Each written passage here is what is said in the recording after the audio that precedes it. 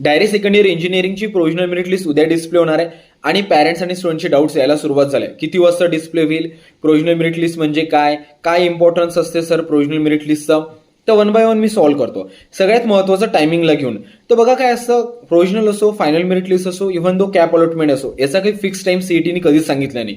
But on the basis of experience और कनेक्शनच्या बेसवर सांगायला गेलं तर उद्या दुपारी 2 ते 5च्या मदत लागण्याची पूर्ण पॉसिबिलिटी आहे.